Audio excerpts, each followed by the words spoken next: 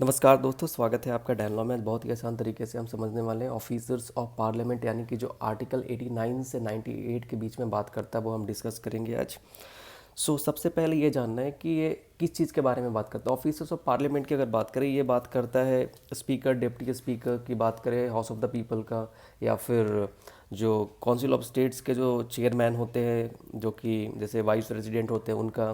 तो ये सब चीज़ों के बारे में बात करता है, इनके ऑफिसर्स वगैरह, जो पार्लियामेंट के सारे ऑफिसर्स जो होते हैं, सेक्रेटेरिएट वगैरह, सारा इसमें बात करता है। जैसे कि आर्टिकल 89 की बात करें तो आर्टिकल 89 में क्या बात किया है। आर्टिकल 89 बात करता है the chairman and deputy chairman of the council of states, यानी कि राज्यसभा के बारे में बात करता है। राज्यसभा के बारे में बात करता है कि ये जो राज्यसभा है उसमें जो चेयरमैन है और डिप्टी चेयरमैन है जो राज्यसभा में, उसके बारे में बात करता है। जैसे कि अगर बात करें वाइस प्रेसिडेंट ऑफ इंडिया, जो कि होते हैं ex officio chairman of the council of states की, जो काउंसिल ऑफ स्टेट्स जो है अकॉर्डिंग टू 89, जो कि राज्यसभा, उसमें जो उसका जो अध्यक्षता जो करते हैं वो कौन करते हैं, वो करते हैं उपराष्ट्रपति, यानी कि vice president ex officio chairman होते हैं काउंसिल ऑफ स्टेट्स के। और काउंसिल ऑफ स्टेट्स क्या है कि according to 89 clause 2, the council of states shall as soon as may be chose a member of the council to be the deputy chairman thereof, and often the office of the deputy chairman becomes vacant, the council shall choose another member to be a deputy chairman। अब देखिए, अब मान लीजिए किसी कारण से उपराष्ट्रपति नहीं आए, यानी जो काउंसिल ऑफ स्टेट्स के जो चेयरमैन है, जो कि एक्स ऑफिशियो चेयरमैन है, जो कि वाइस प्रेसिडेंट नहीं आ सके, तो जो डिप्टी चेयरमैन है वो होगा। उनके अध्यक्षता में यानी कि काउंसिल ऑफ स्टेट राज्यसभा चलेगा। अगर वो भी नहीं प्रेजेंट हुए तो जो भी मेंबर है उसको चूज किया जाएगा as a deputy chairman, as per the procedure है जो काउंसिल ऑफ स्टेट्स का, पार्लियामेंट का। Okay, now come to article 90। Article 90 क्या बात करता है। Vacation and resignation of and removal from the office of the deputy chairman. कि देखिए, चाहे तो सीट खाली हो गया, चाहे तो वो रिजाइन कर दिए, रिजाइन की वजह से हो सकता है, या फिर उनको हटा दिया गया, तो इसका प्रोसीजर क्या है। देखिए, अब मेंबर जो होल्ड कर रहे हैं deputy chairman of the council of states, यानी कि जो डेप्टी चेयरमैन है काउंसिल ऑफ स्टेट्स के, यानी कि वाइस प्रेसिडेंट के बाद काउंसिल ऑफ स्टेट्स कौन संभालता है। मान लिया जाए किसी कारण से वाइस प्रेसिडेंट प्रेसिडेंट के अनुपस्थिति की वजह से, मान लीजिए प्रेसिडेंट प्रेजेंट नहीं है, तो वो प्रेसिडेंट का ऑफिस होल्ड कर रहे हैं, तो उस समय डिप्टी चेयरमैन जो होंगे काउंसिल ऑफ स्टेट्स के, वो राज्यसभा को चलाएंगे। तो राज्यसभा को चलाने के लिए अब मान लिया जाए उनको अगर हटना है, तो एक तो होता है कि वो अपने ऑफिस से अपने मेंबरशिप को हटाकर वो अपने तरीके से हट सकते हैं।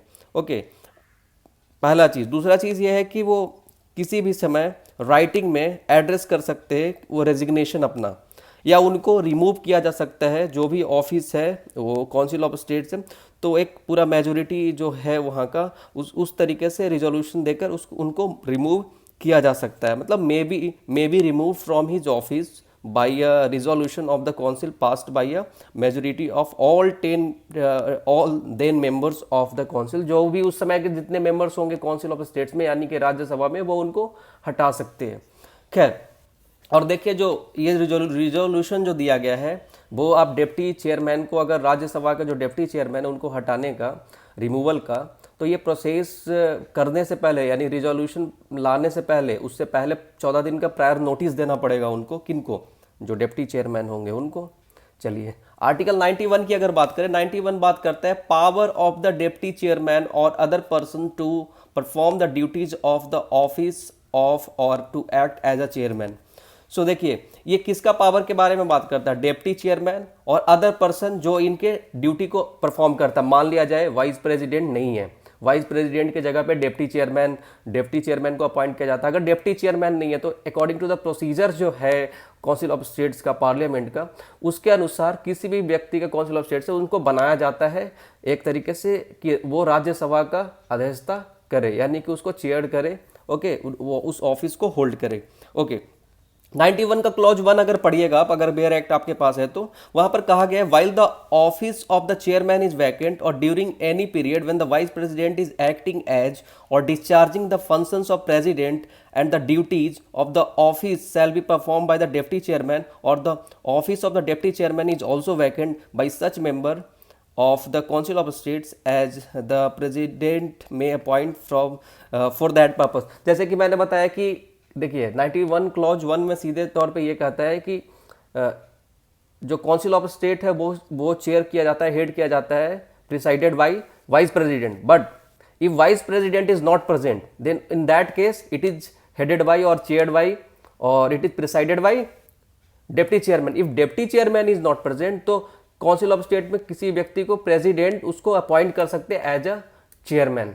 ओके, बस इतना कहा गया है. और ये भी कहा गया है during the absence of the chairman 91 clause 2 में, during the absence of the chairman from any sitting of the council of the state, the deputy chairman, or if he is also absent, such person as may be determined by the rules of the procedure of the council. देखिए, अगर deputy chairman absent है तो rules of the procedure जो है council का, उसके अनुसार किसी को भी अपॉइंट किया जाएगा, जैसे मैंने अभी बताया था आपको. और if no such person is present, अगर कोई पर्सन प्रेजेंट नहीं है अगर उस तरीके से, तो such other person as may be determined by the council, council के द्वारा डिटरमाइन किया जाएगा. मान लीजिए डेप्टी चेयरमैन भी नहीं है, कोई व्यक्ति भी नहीं है, वाइस प्रेसिडेंट भी नहीं है, डिप्टी चेयरमैन भी नहीं है, कोई व्यक्ति भी नहीं है, तो ऐसे केस में किसी और को काउंसिल के द्वारा डिटरमाइन किया जाएगा जो कि एक्ट करेगा as a chairman. Okay, now come to article 92. Article 92 की अगर बात करें, क्या बात करते हैं? द चेयरमैन और द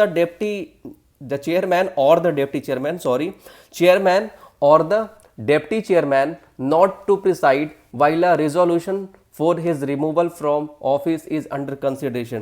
मान लिया जाए कि जो डेप्टी चेयरमैन है या भी चेयरमैन है जो भी काउंसिल ऑफ स्टेट्स के, उनके अगेंस्ट रिजोल्यूशन है, यानी कि जैसे बोला ना 40 डेज नोटिस दे दिया अकॉर्डिंग टू आर्टिकल 90 और उनको रिमूव करने का रिजोल्यूशन पास कर दिया अकॉर्डिंग टू आर्टिकल 90, और उस रिजोल्यूशन अगर उनके अगेंस्ट रिजोल्यूशन अगर पास हुआ है तो वो जो चेयरमैन है और डिप्टी चेयरमैन है वो अध्यक्षता नहीं कर सकते हैं उस समय काउंसिल ऑफ स्टेट्स का.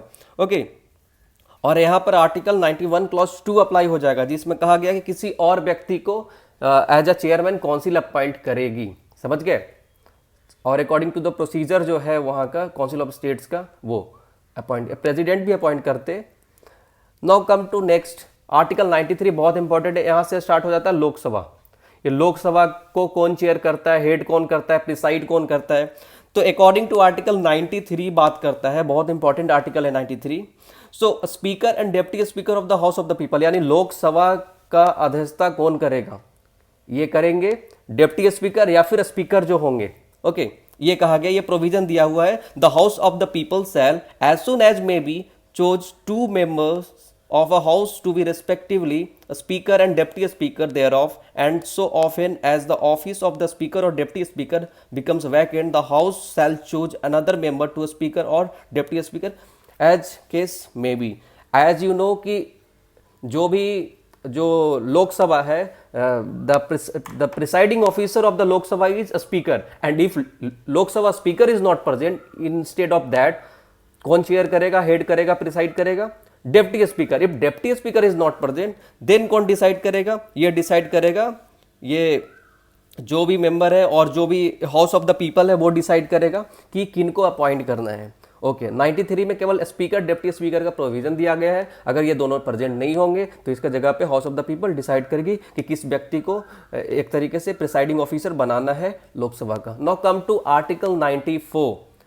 आर्टिकल 94 बात करता है vacation and resignation of and removal from the offices of speaker and deputy speaker. अब देखिए, कोई भी व्यक्ति होल्ड कर रहा है ऑफिस स्पीकर या डेप्टी स्पीकर का, if any member is holding, कोई भी व्यक्ति नहीं, जो भी मेंबर है पार्लियामेंट का, any member is holding the office of speaker as well as deputy speaker, speaker का पोस्ट होल्ड कर रहा है as well as deputy speaker का पोस्ट होल्ड कर रहा है, तो ऐसे केस में अगर देखा जाए कि अगर उन्होंने अपने ऑफिस को वैकेट कर दिया या फिर सीज कर दिया अपने मेंबरशिप को, हाउस ऑफ द पीपल को, या फिर वो टाइम टू टाइम अपने राइटिंग में उन्होंने हैंड में रेजिग्नेशन मतलब एक तरीके से दे दिया स्पीकर और डेप्टी स्पीकर, तो ऐसे केस में क्या होता है? देखिए, कई बार ऐसा होता है कि टाइम टू टाइम क्या होता है, राइटिंग में वो एड्रेस करते हैं, जैसे कि मेंबर ऑफ स्पीकर की डेप्टी स्पीकर को दे दिया, या फिर सच मेंबर डेप्टी स्पीकर है तो वो स्पीकर को रिजाइन दे दिया.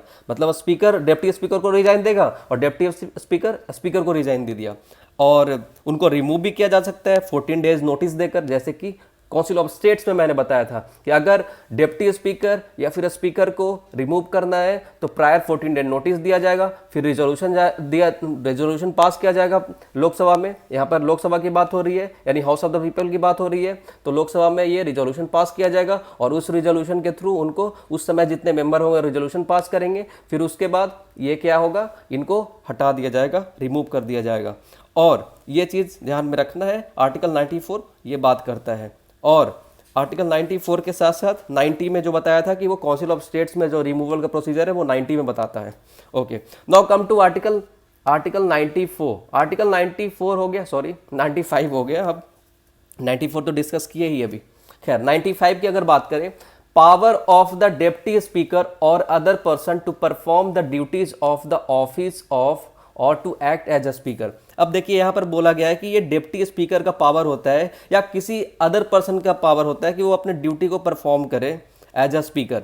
वाइल एज यू नो कि जब ऑफिस ऑफ अ स्पीकर जो होता है, यानी कि जो लोकसभा के स्पीकर हैं उनका जो एक तरीके से जो कुर्सी कह लीजिए, उनका जो वो प्रेजेंट नहीं होते हैं, वो उस चीज़ को होल्ड नहीं कर पाते ऑफिस को, तो वो ड्यूटी परफॉर्म किया जाता है डिप्टी स्पीकर के द्वारा। अगर डिप्टी स्पीकर के द्वारा किया जाता है, अगर डिप्टी स्पीकर का भी ऑफिस अगर वैकेंट है तो ऐसे केस में जो हाउस ऑफ द पीपल यानी कि जो लोकसभा जो मेंबर बताएगी वो प्रेसिडेंट के द्वारा अपॉइंट किया जाता है। Means if the speaker is not present then instead of that deputy speaker will hold that office or become the presiding officer of the Lok Sabha. And if deputy speaker is not present, under that case person who is appointed as a presiding officer of the Lok Sabha by the president, उनको president के द्वारा appoint किया जाएगा। 95 ये बोलता है बस। चलिए खैर आर्टिकल 96 पे आया, तो 96 क्या बात करता है, द स्पीकर और the deputy speaker not to preside while a resolution for, same जैसे काउंसिल ऑफ स्टेट में बोला गया कि जिनके अगेंस्ट रिजोल्यूशन चल रहा है भैया, मान लीजिए कि लोकसभा के स्पीकर हैं या फिर लोकसभा के डिप्टी स्पीकर हैं, उनके अगेंस्ट रिजोल्यूशन हो गया, उनको 14 डे नोटिस दे दिया और कहा कि जो प्रेजेंट मेंबर है वो इनके अगेंस्ट चले गए और जो प्रेजेंट देन मेंबर्स हैं वहाँ के जो लोकसभा के इनके अगेंस्ट चले गए, तो इनके ये उस समय इस ऑफिस को होल्ड नहीं कर सकते और उस जगह पे जो भी पर्सन को अपॉइंट किया जाएगा, चाहे तो अकॉर्डिंग टू आर्टिकल 95 देख लीजिए 95 क्लॉज 2 में जो बताया गया था, ओके, तो उसके अनुसार उनको वो किया जाएगा। खैर 97 पे आते हैं। 97 बात करता है salary and allowances of the chairman and deputy chairman and the speaker and the deputy speaker. देखिए बहुत आसान है, अगर बात करें सैलरी अलाउंसेज का तो देखिए इसका जो एक तरीके से लॉ है salary and allowances of officers of the parliament act 1953।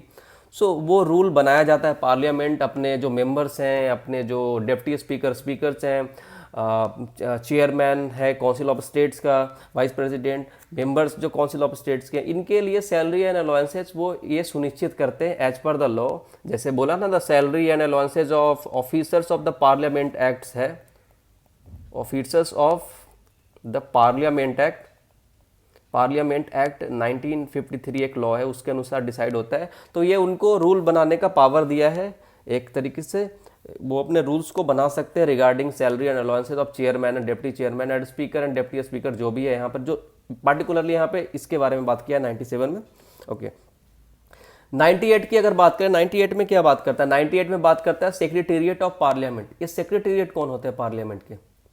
So parliament के सेक्रेटेरिएट में क्या होता है कि देखिए कुछ नहीं है इसमें, केवल each house of the parliament है, जैसे कि Lok Sabha and Rajya Sabha, council of states and house of the people which means Lok Sabha. चलो दैट मीन्स लोकसभा।